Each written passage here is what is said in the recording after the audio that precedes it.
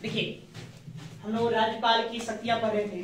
कल एक शक्ति देखा था कार्यपालिका से संबंधित, नहीं, आज हम लोग राज्यपाल की विधायिका से संबंधित शक्तियों को देखें। विधायिका या व्यवस्थापिका, इसमें आपको देखना होगा मतलब कौन कौन सी शक्तियां राज्यपाल की विधायिका से संबंधित है, या फिर व्यवस्थापिका, क्या कहेंगे, व्यवस्थापिका। ये भी प्रश्न आ चुका है कि निम्नलिखित में कौन सी शक्तियां राज्यपाल की व्यवस्थापिका से संबंधित है। ये भी आपसे प्रश्न पूछा जा चुका है, तो आपको जानना होगा। इसको हम आर्टिकल के माध्यम से जानेंगे कि कौन कौन सा आर्टिकल है जिसमें राज्यपाल के विधायी शक्तियों का उल्लेख किया गया व्यवस्थापिका से संबंधित, मतलब कि विधानमंडल में उनका भी अधिकार है, अंग है, वो भी उसके हिस्सा है। इसके लिए आपको जानेंगे हम लोग अनुच्छेद 168, इसे समझेंगे। उसके बाद 174 को समझना है, 175 को देखेंगे और 176 को देखेंगे। इतने आर्टिकल्स को हम देखेंगे। इतने आर्टिकल्स से आपको ज्ञात हो जाएगा कि राज्यपाल के पास विधायिका से संबंधित क्या क्या शक्तियां हैं। सबसे पहले अनुच्छेद 168 बड़ी सबको देखेंगे। तो अनुच्छेद 168 में ये बताया गया है कि जो राज्य विधानमंडल है, किसको कहते हैं, राज्य विधानमंडल। राज्य विधानमंडल, तो बिहार में हमने बताया है कि द्विसदनीय सभा है, नहीं, द्विसदनीय विधानमंडल है। तो राज्य विधानमंडल के 3 अंग होंगे। अंग आपको बताए थे 3 अंग होंगे। एक आपका राज्यपाल हो जाएंगे, राज्यपाल। दूसरा विधान सभा हो जाएगा, सभा। और तीसरा कौन होगा, विधान परिषद हो जाएगा, परिषद। तो ये 3 अंग होते हैं। ठीक है, तो राज्यपाल को हम विधायिका क्यों मानेंगे? सबसे पहले तो उनको दिखाना होगा कि वो भी भाई उसी विधायिका का पार्ट है, हिस्सा है, अंग है। तो यही बात बताता है कौन, आर्टिकल 168 बताता है। अनुच्छेद 168 स्पष्ट लिखा हुआ है कि राज्य का विधानमंडल बनेगा। कैसे बनेगा? तो विधानसभा से, विधान परिषद से और राज्यपाल को मिला करके, है ना। जिस राज्य में विधान परिषद है तो वहां विधान परिषद को शामिल कराया, जिस राज्य में नहीं है वहां इसको कागड़े के शामिल नहीं करेंगे। सर ने बताया कि भारत के मात्र 6 ही ऐसे राज्य हैं जहां पर विधान परिषद है, बाकी अन्य जगहों पर विधान परिषद देखने को आपको नहीं मिलेगी। ठीक है, तो पहली बात समझिए, अनुच्छेद 168 के तहत राज्यपाल भी राज्य विधानमंडल का अंग होते हैं। बात समझिए, क्लियर है? ये बातें आपको ध्यान में रखना है। तो चलिए लिखते चलेंगे, 1 बाय 1 पढ़ेंगे, समझेंगे, 1 बाय 1 लिखते चलेंगे। लिखो, देखिए,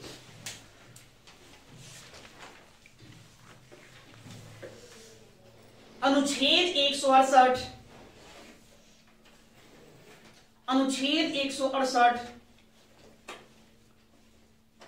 में उल्लेखित है कि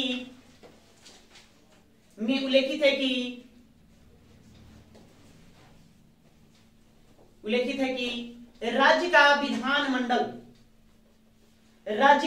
विधानमंडल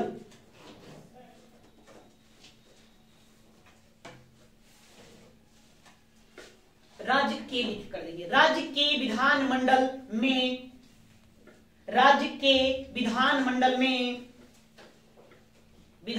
में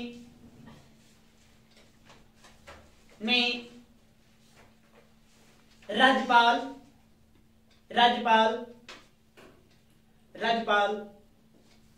विधानसभा और विधान परिषद शामिल होंगे।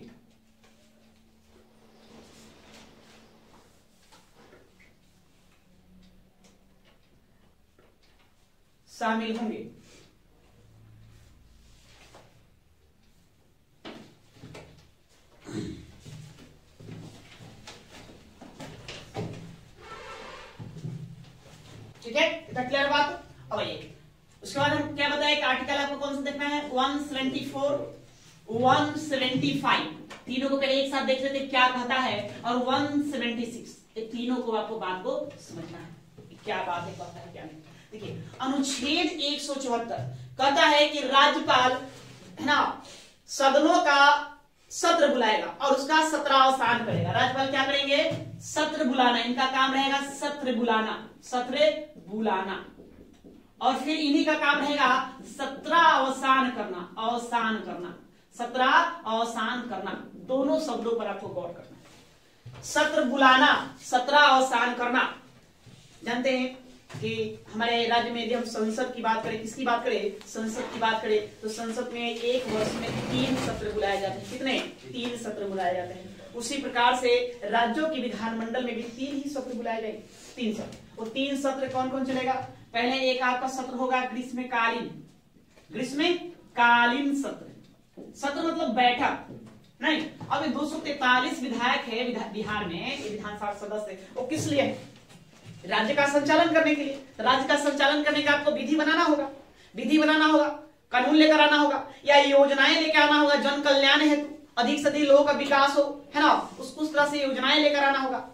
जो भी जनता का बेसिक नीड है, जो आधारभूत मांग या आधारभूत संरचना जो है, उसको आपको पूरा करना होगा। इन सबको पूरा करने के लिए क्या करना होगा? पहले एक साथ बैठोगे जी, उस पर बातचीत करोगे ना, बिना एक साथ बैठे बातचीत किए हुए कैसे होगा? तो उसी के लिए क्या करेंगे, हम सत्र बुलाएंगे, सबको एक जगह बैठाएंगे। तो साल में ये 3 होता है। ऐसे कितने सत्र होते हैं? 3। एक होता है ग्रीष्मकालीन सत्र, नहीं, यह आपको मतलब कि फरवरी या मार्च में आपको देखने को मिलेगा, या है ना, इसी को हम लोग बजट सत्र भी कह देते हैं, बजट सत्र भी। यहीं पर बजट भी रखा जाता है, बजट भी रखा है, हिसाब किताब भी रखा जाता है। उसके बाद होता है फिर मानसून सत्र।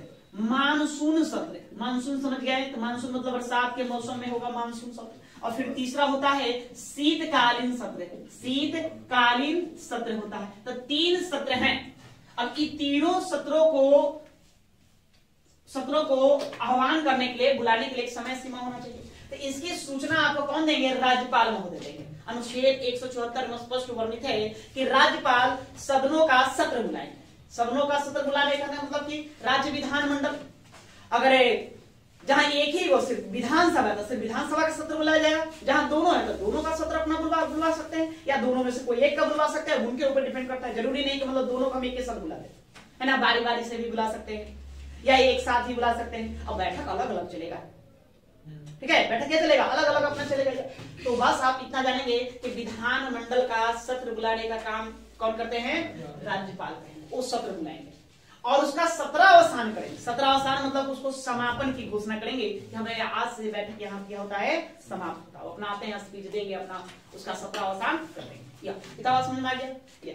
एक प्रश्न आपसे पूछा जाएगा कि 2 सत्रों के बीच अधिकतम कितने समय का अंतराल होना चाहिए? तो 6। कितना? 6 मंथ। 6 मंथ आपको ध्यान में रखना है। 6 मंथ कि जब भी 2 सत्र बुलाएंगे तो 2 सत्रों के मध्य अधिक से अधिक आपको 6 महीने का अंतराल रखना होगा। तो एक साल में कम से कम कितने सत्र बुलाए जा सकते हैं? एक साल में कम से कम तो 2 तो बुला नहीं होगा।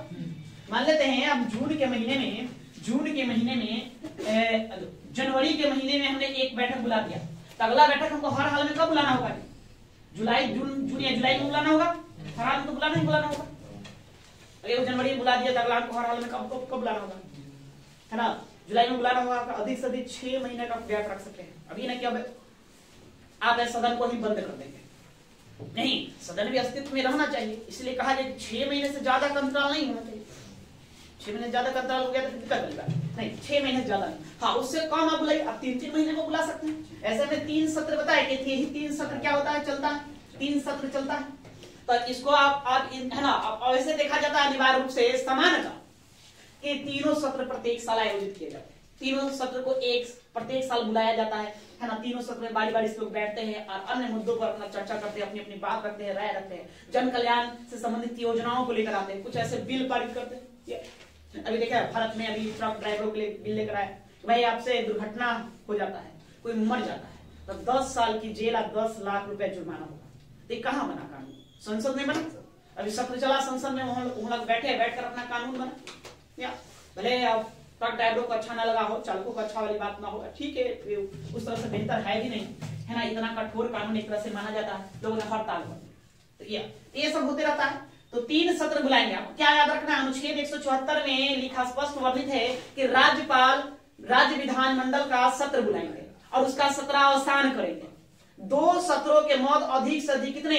6 महीने का अंतराल हो सकता है, अर्थात एक वर्ष में कम से कम 2 सत्र बुलाना आपको अनिवार्य है। ये अनुच्छेद 174 बताता है। इतना समझ गए? चलो इसको लिखो, आगे चलेंगे। देखिए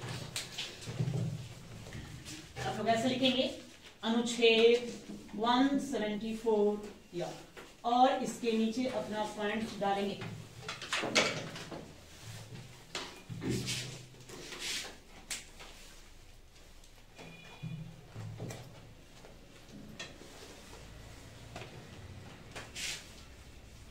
देखिए, राज्यपाल राज्य विधान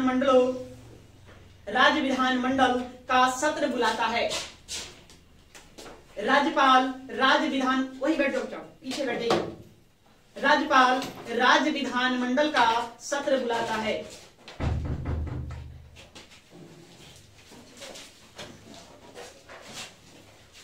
सत्र बुलाता है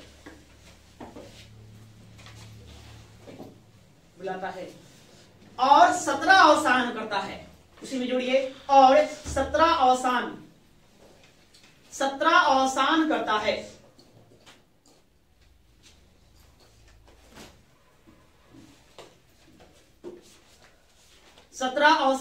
है। दूसरी बात लिखिए, दूसरा पॉइंट डालेंगे। राज्यपाल मुख्यमंत्री की सलाह पर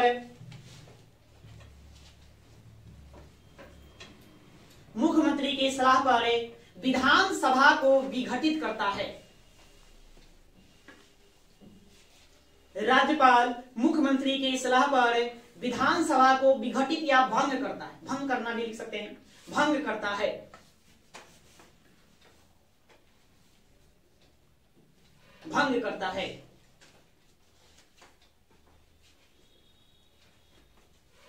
विधानसभा को भंग करने का क्या तात्पर्य है? एक तो ये हम आपको बाद में बताएंगे, अभी विधानसभा हमको पढ़ना है तो वहां हम इस पे ऊपर चर्चा करेंगे, लेकिन जान लेंगे कि विधानसभा को भंग कौन करता है। तो विधानसभा का भंग कौन करेंगे? राज्यपाल करेंगे, स्वयं नहीं, मुख्यमंत्री के सलाह पर। मुख्यमंत्री कहेंगे, मतलब मंत्री परिषद कहेगा तो उनके सलाह पर क्या करेंगे? वो विधानसभा को भंग कर देंगे। विधानसभा भंग करना मतलब सरकार को बर्खास्त कर देना, मतलब कोई सरकार नहीं रहेगा, ना कोई मुख्यमंत्री रहेगा, ना कोई किसी प्रकार का मंत्री रहेगा, सब लोगों को इस्तीफा देना है, रिजाइन दे देना है, और फिर से अगेन चुनाव करवाया जाए। बात समझ गए? या तो भंग करने का दायित्व किनके ऊपर है? कौन भंग करता है? सीधा सीधी प्रश्न पूछा जाएगा तो राज्यपाल जवाब देगा। उसी प्रकार से लोकसभा को भंग करता है कौन? तो राष्ट्रपति महोदय लोकसभा को भंग करते हैं। ठीक है, या इतना नहीं। उसी में एक बातें और जोड़िए, दो सत्रों के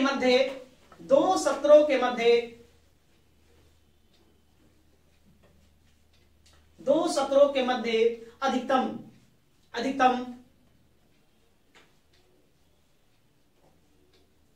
6 माह का अंतराल होता है।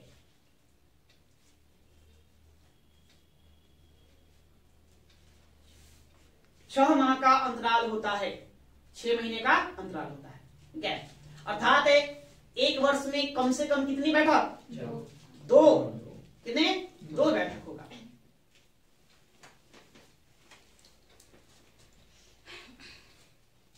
हो गया? बात समझ गए? ओके, चलिए अब ये आर्टिकल 74 में कितनी बातें आपको जानना है। यहां से कितने पॉइंट्स? पहला सत्र बुलाएंगे, दूसरा 17 अवसान करेंगे, है ना, तीसरा मुख्यमंत्री के सलाह पर विधानसभा को विघटित कर देंगे, भंग कर देंगे। ये 3 पॉइंट्स आपको अनुच्छेद 174 से ध्यान रखना है। आपको आर्टिकल ही याद करना है, तो आर्टिकल सीधे पूछा जाएगा। किस अनुच्छेद के तहत राज्यपाल विधानसभा को भंग करता है? कौन सा अनुच्छेद? 174। यहाँ आर्टिकल आपको ध्यान रखना। अब 75 क्या कहता है? 175 क्या कहता है? इसको जानेंगे, इसको देखिए। अनुच्छेद 175 में क्या है कि राज्यपाल संबोधित करेंगे। किसको? राज्य विधानमंडल को संबोधित करेंगे। संबोधित मतलब बैठक चल रहा है, वो कभी भी जाकर के उस बैठक में भाग लेंगे या उसको संबोधित करेंगे, जरूरी नहीं। अनुच्छेद 175 कहता है कि राज्यपाल विधानमंडल के सदनों को संबोधित करेंगे, कभी भी कर सकते हैं, या उनको निर्देश दे सकता है, या कोई विधायी से संबंधित कोई विधेयक है, बिल है, या कोई ऐसा कार्य है जो लंबित है, तो उसको जल्द से जल्द निपटारा करने का आप क्या कर सकते हैं? निर्देश दे सकते हैं। उनके पास अधिकार है तो जाकर कहें कि इस बिल को जल्दी पारित करिए, चाहे ये जो कार्य है इसमें डिले नहीं करना है, ये जरूरी है, इसको जल्द से जल्द किया जाए। या कोई मामला बहुत दिनों से लंबित है, उस मामलों को जल्द से जल्द निपटारा करने के लिए वो कह सकते हैं। किसके तहत? अनुच्छेद 175 का। संबोधित करने का काम। यहां भी राज्यपाल क्या करेंगे, संबोधित ही करते हैं। तो दोनों में अंतर क्या है, यहाँ ये कभी भी, यहां ध्यान में रखेंगे कि कभी भी मतलब कि समय फिक्स नहीं है, तो जाएंगे और जा करके करेंगे। 3 सत्र बताएं, ग्रीष्मकालीन सत्र, मानसून सत्र और शीतकालीन सत्र। तो किसी भी सत्र में जाकर के वो संबोधित कर सकते हैं, है ना, उसको निर्देश दे सकते हैं, लंबित मामलों को जल्द से जल्द निपटारा करने की बातें कर सकते हैं। ये इनके पास अधिकार दिया गया अनुच्छेद 175। तो अनुच्छेद 176 में क्या है, यहां भी है अभिभाषण, वो अपना संबोधित करेंगे, वो अभी अपना अभिभाषण देंगे, अभिभाषण कहिए संबोधित करना, कहिए संबोधित करेंगे। तो यहाँ क्या, कैसे संबोधित करेंगे, तो दोनों में क्या अंतर, यहाँ भी हमने कहा कि संबोधित करेंगे, यहाँ भी संबोधित करेंगे, अंतर बस देखो, यहाँ कभी भी नहीं, क्या, तो प्रथम आम चुनाव के बाद, है ना, जब आम चुनाव हो गया, तो आम चुनाव के बाद प्रथम सत्र, और फिर क्या भाई, तो प्रत्येक वर्ष के प्रथम सत्र। बात समझे क्या कहा, जैसे देखिए वर्ष 1920 में 1920 आ गई, बहुत पीछे चल रहे हैं, 2020 लेते हैं, 2020 में बिहार विधानसभा का चुनाव हुआ था। बिहार विधानसभा माने समझ ले, वर्ष 2020 में बिहार विधानसभा का चुनाव हुआ। बिहार विधानसभा का चुनाव हो गया, चुनाव जीत करके लोगों ने अपनी सरकार बनाई, वहां बैठा। जैसे ही सरकार बनेगा पहली बैठक बुलाया जाएगा, तो आम चुनाव के बाद प्रथम सत्र, पहली जब बैठक बुलाएगा तो पहली बैठक में राज्यपाल महोदय जाएंगे अनिवार्य रूप से। यहाँ अनिवार्य है, यहाँ क्या है, अनिवार्य। यहाँ क्या है, कभी भी अनिवार्यता नहीं है, ना भी जा सकते हैं, जरूरी है उस तरह से जाएंगे, लेकिन यहाँ क्या है भाई, अनिवार्य है। तो अनिवार्य 2 बार अनिवार्य, कब, पहली बार चुनाव हुआ, चुनाव होकर जैसे ही सरकार लोगों ने सरकार बनाया, तो जब पहली बैठक बुलाई जाएगी तो वहां राज्यपाल महोदय प्रेजेंट हैं। जैसे भी देखने, इस साल 5 राज्यों में चुनाव हुआ। राजस्थान में बीजेपी पार्टी की सरकार बनी, तो उन लोगों ने अपना सरकार बनाकर सत्र बुला भी लिया है। सत्र जैसे ही बुलाया तो राज्यपाल महोदय वहां पर पहुंचाएंगे और वो क्या करेंगे, अभिभाषण देंगे। उन्हीं के अभिभाषण से सत्र की शुरुआत हो। क्या अभिभाषण में देंगे, अभिभाषण में वो बोलेंगे, वो क्या करते हैं, वो बताते हैं कि पिछली सरकारों ने इस राज्य के विकास के लिए क्या क्या किया, वो अपना गिनाते हैं, प्रशंसा करेंगे ना, बुराइयां नहीं करेंगे, भाई वो सरकार ऐसा था, बड़ा बेकार काम करके चल गया, नहीं, ऐसा नहीं। वो बस बताएंगे भाई पिछली सरकार ने इस राज्य को विकास करने के लिए, आगे बढ़ाने के लिए, है ना, विकास के पथ पर ले जाने के लिए ये फलाना काम किया, और मैं आपसे भी उम्मीद रखता हूं कि आप भी इस राज्य के विकास में अहम योगदान देंगे। मतलब इस तरह से वो अपना क्या करेंगे, स्पीच देते हैं, वो स्पीच देकर अपना चले। फिर अब प्रत्येक साल, जैसे ही प्रत्येक साल होगा, पहला सत्र बैठक बुलाएंगे, तो पहला साल बैठक जैसे बुलाएगा तो फिर राज्यपाल महोदय आएंगे अनिवार्य रूप से, और फिर अपना अभिभाषण देंगे। वो पिछले 1 साल में उस सरकार द्वारा क्या क्या किया गया है ना, उसके खूबियों को, कामों को गिनवाने का काम करेंगे। बात समझ क्या है, अनुच्छेद 176 175 में क्या अंतर है, यहाँ भी संबोधित करेंगे सदन को, लेकिन यहाँ कभी भी जाकर संबोधित करना अनिवार्य नहीं है, लेकिन यहाँ अनिवार्य है। कब 2 बार अनिवार्य है। जब भी हम सरकार बनाएंगे पहली बार, तब तो पहली बार सरकार जरूर ने कोई भी महीना बन सकता है, नवंबर महीने में भी बन सकता है, दिसंबर महीने में भी बन सकता है।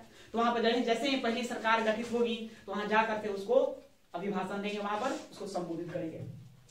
और प्रत्येक वर्ष का पहला सत्र जब बुलाया जाए, पहला सत्र हमेशा फरवरी में बुलाया जाता है, जनवरी समानता फरवरी देखा जाता है, फरवरी में बुलाया जाता है। फरवरी से मार्च आते या अप्रैल भी आ जाता है, वो लोग अपना बजट वगैरह रख लेते हैं। तो पहला सत्र बुलाया जाएगा, तो पहले सत्र में भी वो अपना अनिवार्य रूप से जाएंगे और अपना अभिभाषण देंगे। अब उस सरकार ने पिछले साल क्या क्या काम किया वो सारा बात देंगे। देखो ये जो होता है, ये सत्र राज्यपाल अपना अभिभाषण देते हैं, और अभिभाषण जो है वो मंत्री परिषद तैयार करता है, वो अपने मन से नहीं। ये कौन बनाता है, ये मंत्री परिषद तैयार करता है। तो यहाँ पर अपना राज्यपाल का अभिभाषण नहीं, मंत्री परिषद आएंगे, मंत्री परिषद उनको देगा कि लीजिए, है ना, राज्यपाल महोदय जी ये बात आपको बोल देना है। तो उसमें झूठा बात भी बोला जा सकता है, गलत बातें भी, मतलब सरकार के खूबियां गिनाना है तो वो भी का बातें वहां बोल दिया जाएगा जो सरकार किए नहीं, गवर्नमेंट वो किया नहीं, होगा कि नहीं होगा, होता है। इसी के बचाव के लिए और भी उपाय रखा गया है। क्या यहाँ पर लाया जाता है एक प्रस्ताव, जो कि इसको कहते हैं धन्यवाद प्रस्ताव। धन्यवाद प्रस्ताव मतलब राज्यपाल महोदय जैसे अपना स्पीच देकर जाएंगे, एक प्रस्ताव लेकर आया जाएगा नहीं, जिसको धन्यवाद प्रस्ताव करते, मतलब कि उसमें से आधा से अधिक सदस्य के लोग उस पर हस्ताक्षर करते हैं। हाँ, राज्यपाल का भाषण जो है ठीक रहा, अभिभाषण ठीक रहा, उन्होंने जो कहा वो ठीक रहा, कम से कम आधा से अधिक लोगों को पसंद करना चाहिए। हम ना पसंद करेगा तो फिर दिक्कत वाली बात है। और सरकार की जो है सरकार की जो छवि है वो धूमिल होती है, मतलब आप झूठ बोल रहे हैं इसलिए मतलब धन्यवाद नहीं, वो राज्यपाल महोदय को धन्यवाद नहीं देंगे। तो मंत्रिपरिषद में जाके जिसका सरकार है वही ना रहेगा, तो दे ही देगा। तो मनी ये देखो बिहार में 243 विधायक है, तो वो मतलब 243 सीट है, तो पूरा का पूरा मतलब एक सरकार वाला का थोड़ी ना है। अभी जो मिलकर जो सरकार चल रहे हैं, जदयू और आरजेडी का सरकार चल रहा है, कितना है 40 80 8 चल 120 मान 130 लगभग में है, करेक्ट याद नहीं 130, बाकी तो नहीं है, पसंद है बाकी तो नहीं है, तो भी हो सकता है। तो ये होता है, इसलिए वो लाया गया ताकि आप गलत बातें वहां नहीं करें, वैसी उपलब्धियों को ना गिनाएं जो आपने किया नहीं। तो क्लियर है बात, समझ गया? फिर से चलेंगे 74 में क्या सत्र बुलाएंगे, सत्र अवसान करेंगे, मुख्यमंत्री कहेंगे तो विधानसभा को विघटित कर देंगे। 75 कहता है कि सदनों को संबोधित करेंगे, लेकिन अनिवार्य नहीं है, कभी भी आकर के सदनों को संबोधित कर सकते हैं नहीं, और निर्देश दे सकते हैं, कुछ जो मामला लंबित है उस मामले के निपटारा की बातें कर सकते हैं, ये कर सकते हैं। 76 यहाँ अनिवार्य है, कब कब अनिवार्य है? जब पहली बार जब आम चुनाव हो, तो आम चुनाव के बाद जब प्रथम सत्र बुलाया जाए तो उसको संबोधित करना अनिवार्य है। और दूसरा, प्रत्येक वर्ष के प्रथम सत्र को हर हाल में जाकर क्या करेंगे, संबोधित करेंगे। और यहाँ पर क्या होगा, अभिभाषण जो देंगे, अभिभाषण वो अनिवार्य रूप से अभिभाषण देगा। अभिभाषण कौन तैयार करेगा? अभिभाषण याद करेंगे, मंत्री परिषद अभिभाषण तैयार करके उनको देता है, उसी को वहां पर क्या करते हैं, जाकर के पढ़ देते हैं। ओके, इतना क्लियर है? देखिए अब आइए, जैसे हम लोग 174 लिखे, इसी प्रकार से 175 लिखेंगे, अनुच्छेद 175 नीचे पॉइंट देंगे।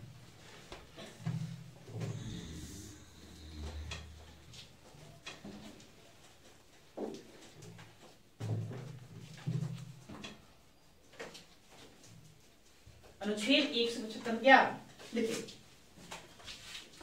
राज्यपाल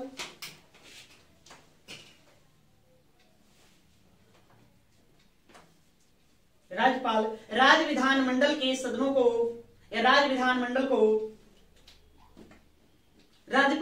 राज्य विधानमंडल को कभी भी संबोधित कर सकता है, कभी भी संबोधित कर सकता है,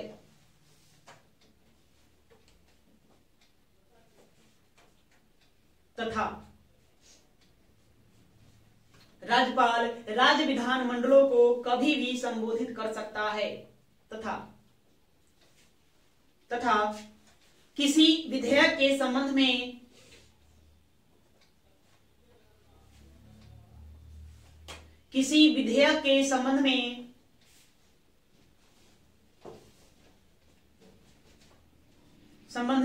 या किसी विधेयक के संबंध में या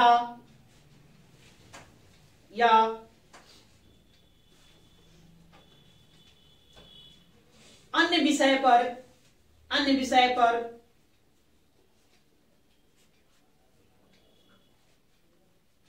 पर शीघ्रता से विचार करने के लिए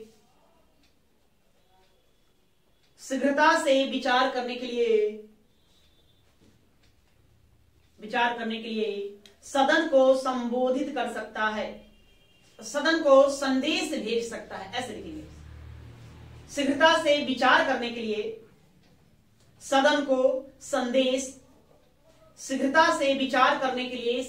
संदेश भेज सकता है।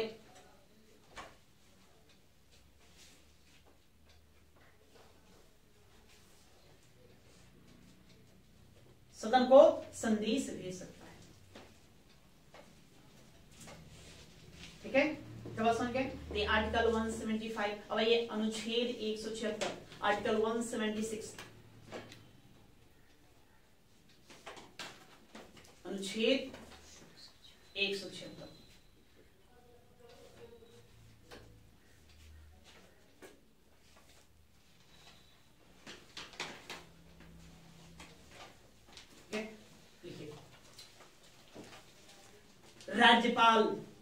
राज्यपाल विधानसभा में प्रत्येक आम चुनाव के बाद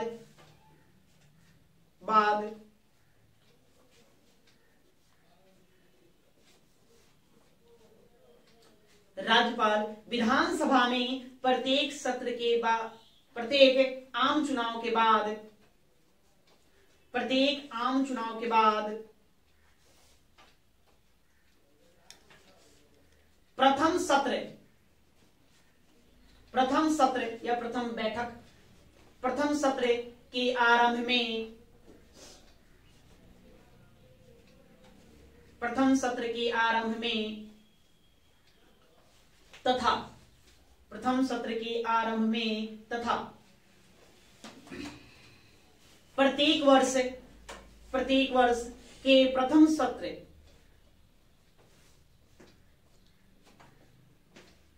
तथा प्रत्येक वर्ष के प्रथम सत्र के आरंभ में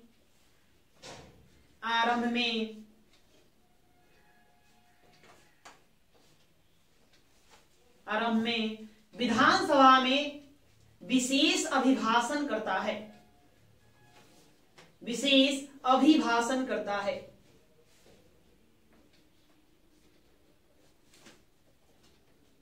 वही बात है जो हम समझे थे।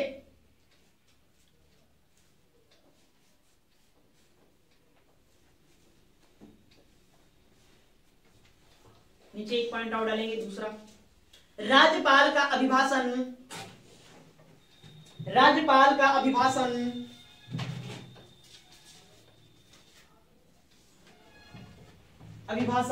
मंत्री परिषद तैयार करता है।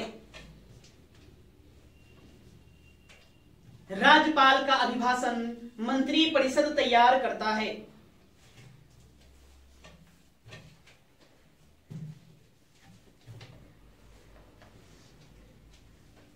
ठीक है, क्लियर है बात है? इतना समझ गए आप लोग? इतना समझ गए तो ठीक है, आगे चलते हैं।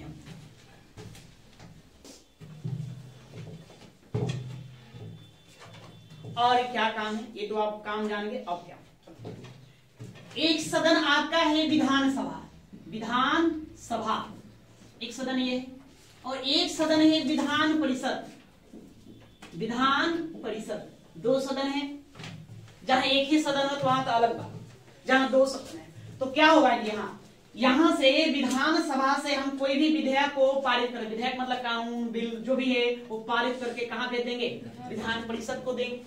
विधान परिषद फिर वहां से पारित करके यहां लौटा देगा। मतलब दोनों सदनों से जब पारित हो जाएगा तो शीर्ष पर बैठे आपके हैं राज्यपाल। कौन बैठे हैं?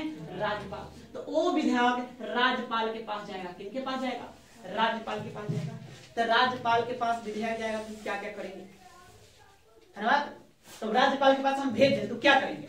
तो बहुत सारे काम कर सकते हैं। हस्ताक्षर कर देंगे तो क्या होगा? कानून बन जाएगा। वो कहेंगे कि भाई इसको ले जाओ, ले जाओ, फिर से देखो इसमें सुधार करके ले आओ, है ना, ये पॉइंट जो है ठीक नहीं बुझा रहा है, पुनर्विचार करने के लिए देंगे। तो फिर से आप पुनर्विचार करने के लिए सदन को दे देंगे, सदन दोबारा पुनर्विचार करके वो राज्यपाल को लौटा देगा। तो फिर उनकी मजबूरी अनिवार्य रूप से साइन कर देंगे। समझे? वो ना तो स्वीकृति प्रदान करेंगे और ना ही स्वीकृति देने से मना कर सकते हैं। ये भी काम कर सकते हैं। मतलब ना स्वीकृति हम देंगे, ना स्वीकृति देने से हम मना कर सकते हैं। समझे?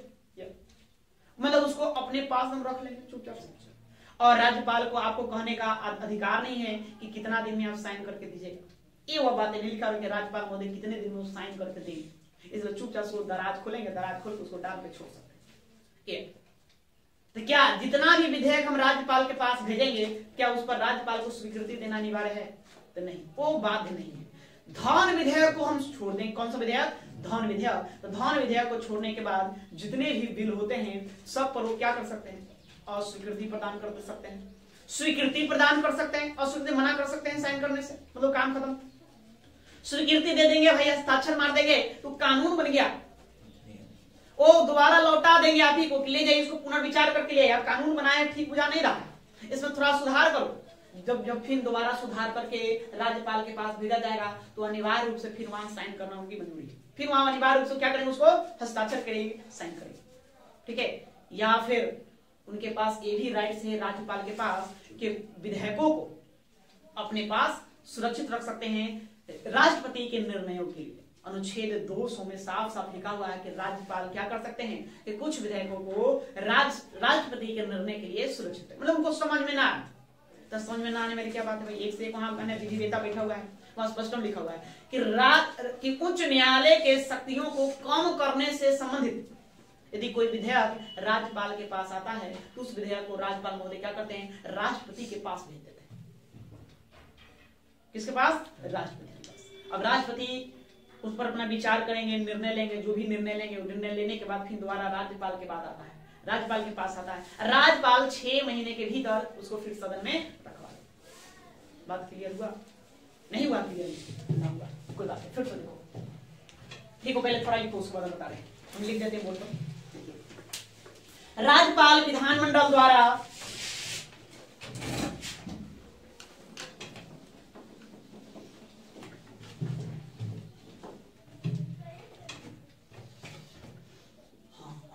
अनिवार्यता बना लीजिए, राज्यपाल विधानमंडल द्वारा पारित विधेयकों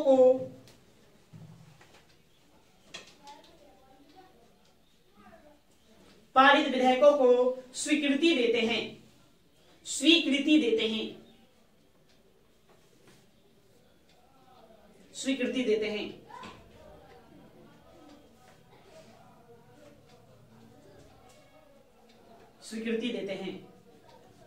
जब कोई विधेयक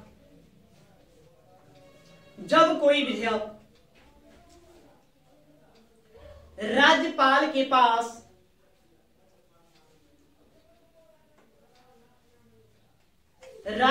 के पास स्वीकृति के लिए भेजा जाता है तो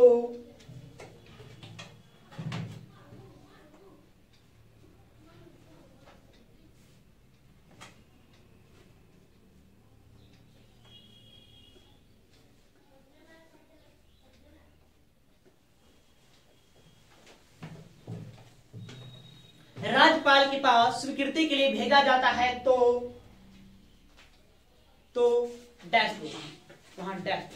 तो भाई क्या क्या काम करेंगे? तो पहली बात तो धन विधेयक, एक होता है धन विधेयक, मनी बिल, हम आगे पढ़ेंगे मनी बिल क्या होता है, धन विधेयक क्या होता है, धन से संबंधित विधेयक होता है। तो धन विधेयक को छोड़कर किसी भी अन्य विधेयक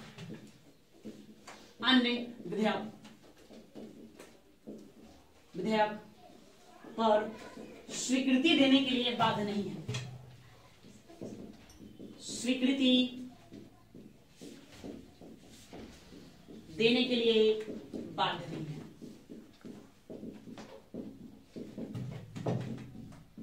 बाध्य नहीं है मतलब वो क्या कर सकते हैं, अगर धन विधेयक नहीं है तो उसको मना भी कर सकते हैं, अस्वीकृत कर देंगे। बस समझे? या एक बात ये याद रखना, दूसरा वो क्या करेंगे, स्वीकृति प्रदान करने पर कानून बन जाता है। मतलब राज्यपाल महोदय उस पर हस्ताक्षर कर देंगे तो क्या बन जाएगा, कानून बन जाएगा। तीसरा वो क्या कर सकते हैं, और एक बार पुनर्विचार के लिए भेज सकते हैं। और फिर वो क्या कर सकते हैं,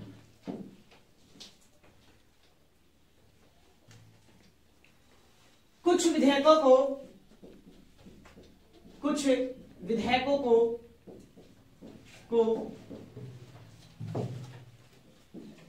को राष्ट्रपति के निर्णय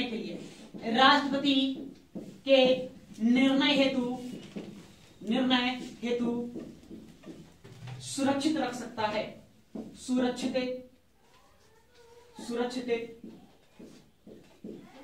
रख सकता है। और क्या करेंगे, देखिए पहले इस पॉइंट को थोड़ा आप लोग लास्ट में लिखे हैं, थोड़ा देखो भैया इसको जो है ना, इसको क्या करेंगे लास्ट में लिखेंगे, लिखा गया है तो बात नहीं। और क्या करेंगे,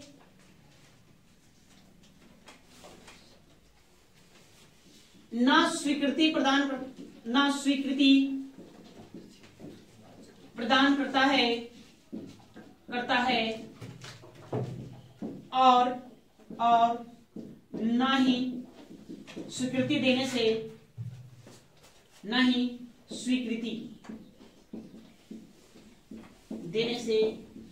से इनकार कर सकता है। इतना सारा काम वो कर सकते हैं। इसमें से कोई एक कार्य होगा जब भी विधेयक राज्यपाल के पास जाएगा तो आप खूब मेहनत करके, नहीं विधानसभा विधान परिषद खूब मेहनत करके मतलब 6 महीना हल्ला करके कोई बिल पारित करते हैं, राज्यपाल के पास है ना, वो मना कर देंगे हटाओ इसको लेकर, बेकार है, सब मेहनत बेकार हो जाएगी। नहीं, खुशी कब होगी जब मतलब वो उस पर क्या कर देंगे, हस्ताक्षर कर देंगे, तब होगा। तो इसी को आपको समझना है कि क्या क्या बात है। प्रश्न आपसे पूछा निम्नलिखित में कौन सा कथन सत्य है या कौन सा कथन असत्य है। इस तरह से अगर प्रश्न देगा तो फिर वहां दिक्कत वाली बात है। इसलिए सभी पॉइंट्स को बड़ी तेज से समझना होगा। नहीं, खास करके बीपीएससी इस तरह से ही प्रश्न पूछेगा, बताइए निम्नलिखित में कौन सा स्टेटमेंट कथन असत्य है। तो सब बात को समझना है। क्या क्या होगा कि धन विधेयक को छोड़कर, धन विधेयक, अब सवाल आप लोग दिमाग में उठ रहा होगा कि धन विधेयक सब बता दी क्या है, तो धन विधेयक बताएंगे क्या है ना। ऐसे जान लीजिए आमतौर पे जो पैसे से संबंधित, रुपए पैसे से संबंधित जो विधेयक लाया जाता है, जो हमारे जनता के ऊपर कर बढ़ाना हो, टैक्स बढ़ाना, या कोई और वह चीज है जिस पर टैक्स नहीं लगा उसके ऊपर टैक्स लादना, तो उससे संबंधित जो भी विधेयक जो लाया जाता है उसी को धन विधेयक कहते हैं सामान्यतः। हालांकि धन विधेयक कौन कहलाएगा कौन नहीं कहलाएगा इसका निर्णय करने का जिम्मा हमने विधानसभा अध्यक्ष को दे रखा है, वो निर्णय लेंगे फाइनली। तो धन विधेयक को छोड़कर किसी विधेयक को क्या कर सकते हैं, स्वीकृति देने के लिए बाध्य नहीं है। ये बात जानना है कि बाध्य नहीं है, मजबूर नहीं है कि मतलब आपको हस्ताक्षर कर ही देंगे, ठीक है। या स्वीकृति प्रदान करने को क्या बन जाएगा, कानून। अगर वो हस्ताक्षर कर दिए तो बड़ा खुशी वाली बात है, हमारा मेहनत क्या रहा, सफल रहा, वो कानून बन गया। एक बार पुनर्विचार के लिए भेज सकता है। कितनी बार, एक बार पुनर्विचार के लिए। मैं कहने का मतलब है आपने उनके पास वो बिल भेजा कि राष्ट्रपति राज्यपाल महोदय जी ये रहा कानून, हमने इस तरह के कानून ले आया है, महिला सशक्तिकरण से संबंधित कानून या जो भी कानून लाए हैं, आप इस पर हस्ताक्षर कर दीजिए। तो उसको पढ़ेंगे, ऐसे थोड़ी कर देंगे भेजेगा फाइल हस्ताक्षर कर देंगे, नहीं, उसको पढ़ेंगे, समझेंगे, पूछेंगे संविधान का अनुदेश है कि नहीं है, संविधान का कहीं अतिक्रमण तो नहीं है। वो शपथ लेते हैं संविधान की रक्षा का, तो संविधान की रक्षा करना है ना। वो शपथ लेते हैं जन कल्याण का, लोक कल्याण का, अधिक से अधिक लोगों का कल्याण हो।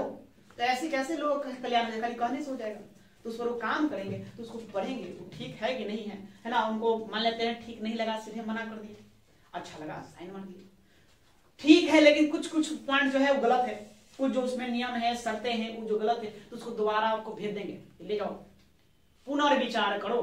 तो फिर से पुनर्विचार करने का मतलब क्या, भेज दिए तो सदन में उसी पॉइंट को हटा देगा, मिटा देगा भाई, अब फिर भेज देगा, नहीं, उसमें सुधार करके पुनः पारित करवाना है। जैसे पहले आप पारित करें, फिर से विधानसभा में जाएगा, वहां बहस होगा, फिर से राज्य विधान परिषद में, फिर वहां बहस होगा। सोचिए, मतलब फिर शुरू में ये जीरो से आप, ऐसा नहीं कि मतलब बस उस लाइन को हटाकर फिर भेज दिए, नहीं, ऐसा नहीं है। आपको फिर से दोबारा पारित करना है, सुधारना है, सुधार करके दोबारा क्या करना है, पारित कर। मान लो कोई ऐसा सदस्य है विधानसभा का सदस्य, विधान परिषद, जिसको आपत्ति हो, ये भी तो हो सकता है, इसलिए दोबारा पारित करें। दोबारा पारित करके यदि हम राज्यपाल महोदय को देते हैं तो अब की बार वो क्या करते हैं, उस स्वीकृति देने के लिए बाध्य है। अब यहाँ क्या हो जाएंगे, बाध्य हो जाएंगे, वो हस्ताक्षर करेंगे, और दोबारा वो मना नहीं कर सकते, ठीक है। उसके बाद न स्वीकृति प्रदान करता है और न ही स्वीकृति देने से इनकार, हम कुछ बोल भी नहीं करेंगे। कुछ न पसंद है तो हम क्या करेंगे, कुछ न बोले। इसको कहते हैं वीटो पावर का इस्तेमाल करना, अपने विशेषाधिकार का इस्तेमाल करना, कुछ नहीं बोलेंगे। नहीं भाई, ऑफिस का अपना ड्रावर खोलेंगे, हम फाइल डाल करके लगा देंगे, और सदन को अधिकार नहीं है उससे इनसे कहना कि आप कहिया साइन करके दीजिएगा, मान नहीं सकते। तो इसी का फायदा उठा सकते हैं, वो कुछ नहीं, मतलब साइलेंट मोड में आ जाएंगे, बस हो गया, ये कर सकते हैं। कुछ विधेयक ऐसे होते हैं जो राष्ट्रपति के निर्णय हेतु सुरक्षित रखे जाते हैं।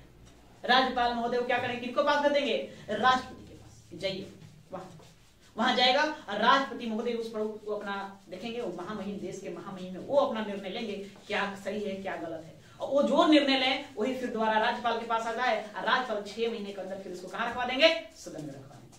तो ये जो विधेयक बताया इसके बारे में, ये आर्टिकल 200 अनुच्छेद 200 में लिखा हुआ है। अनुच्छेद 200 में लिखा हुआ है कि यदि उच्च न्यायालय के शक्तियों में कम करने वाला कोई विधेयक हो, तो हो सकता है राज्य सरकार क्या करेगा, उच्च न्यायालय को कमजोर करेगा, न्यायपालिका को। देखिए लोकतंत्र रूपी, लोकतंत्र जो है डेमोक्रेटी है, एक रथ के समान है।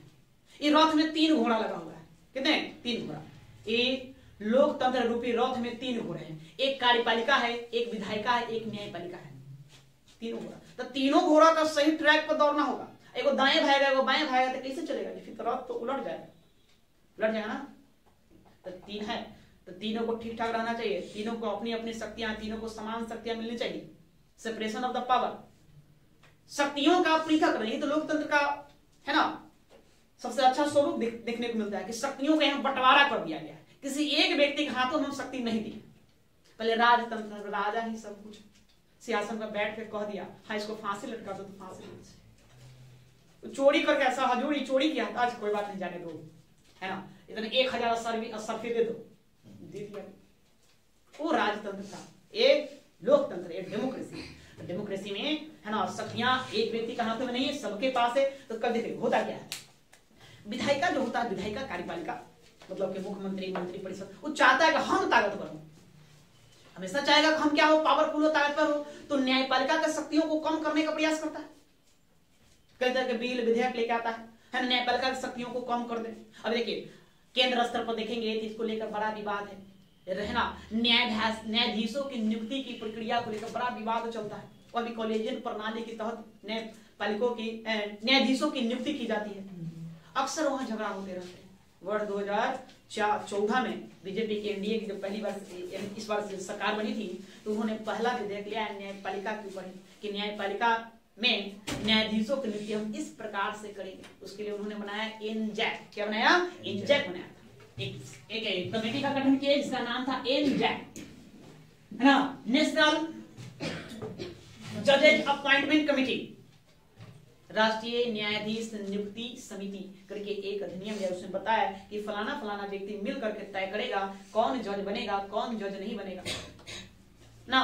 न्यायपालिका ने उसको हटा दिया, कहा कि ना गलत बात, तुम तय करोगे, हम तय करेंगे, है ना। न्यायपालिका एक स्वतंत्र निकाय है, इंडिपेंडेंस बॉडी है, तो हमको स्वतंत्र रहने दिया जाए, ठीक है। अगर हम किसी के दबाव में अगर काम करेंगे तो सही से हम निर्णय कैसे दे सकते हैं, फैसला कैसे दे सकते हैं। तो उसी प्रकार से राज्य सरकार भी किसको, हाई कोर्ट की शक्तियों में कमी करने के प्रयास कर सकता है। वही साफ साफ लिखा गया अनुच्छेद 200 में, यदि कोई ऐसा विधेयक लाया जाता है जिसमें उच्च न्यायालय की शक्तियों को कमी देखने को मिलती है, तो उसको कहां भेज देंगे हम?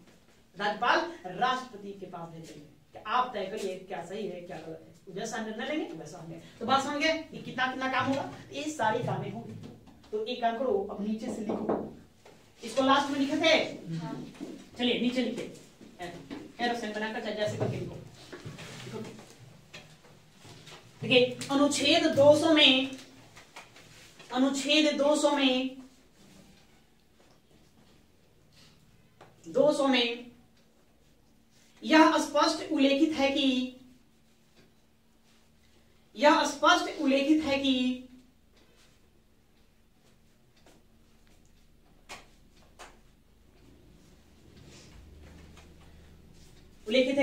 उच्च न्यायालय के शक्तियों में, उच्च न्यायालय के शक्तियों में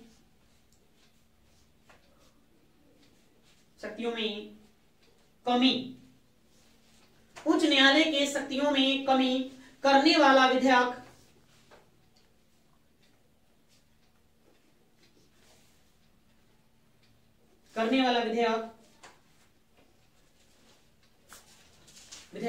राज्यपाल द्वारा अनिवार्य रूप से,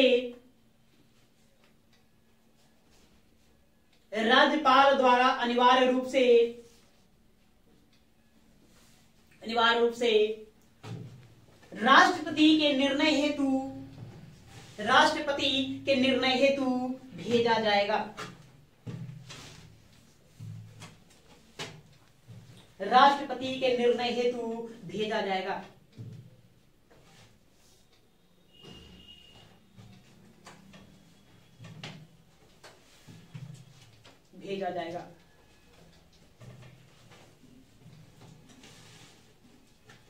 अगला लिखिए उसमें एक पॉइंट और जोड़ेंगे।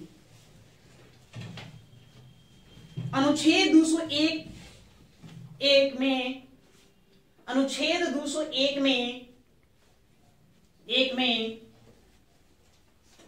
इस प्रकार के विधेयक पर अनुच्छेद 201 में इस प्रकार के विधेयक पर राष्ट्रपति द्वारा लिए गए निर्णयों का उल्लेख है।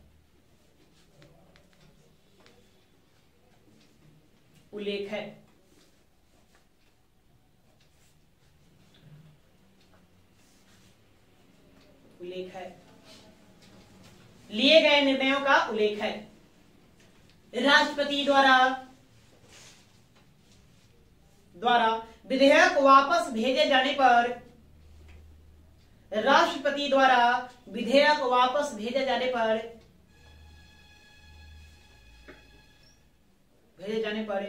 राज्यपाल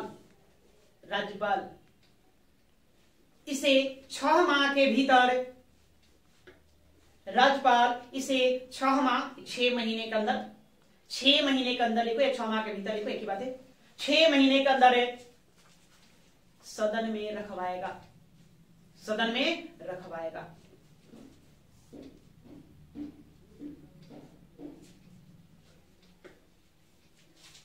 ठीक है, तो ये रही राज्यपाल के विधायी शक्तियां, विधायिका से संबंधित शक्तियां या व्यवस्थापिका से संबंधित शक्तियां। इसके लिए किस किस आर्टिकल पर ध्यान देना है? 168 पहले उनको अंग बताएंगे, भाई कहाँ अंग है, वो हिस्सा है कि नहीं है, पहले बताएंगे ना वो हिस्सा है कि नहीं है। हिस्सा है तो 168 बताता है हिस्सा है राज्य विधानमंडल का। उसके बाद आप 74, 75, 76 3 आर्टिकल देख लेंगे। ठीक है, या उसके बाद ये काम करेंगे भाई, विधायक उनके पास जाएगा तो क्या क्या काम करेंगे, इस पर आपको पुनः ध्यान देना है। बीपीएससी में आपको कूट वाले प्रश्न पूछेंगे या कथन वाले स्टेटमेंट वाले प्रश्न पूछते हैं, तो वहां आपको बारीकी से निकालना होगा क्या है क्या नहीं है। बस हो गया, चलिए तो आजकल इतना ही, फिर हम अब कल देखेंगे।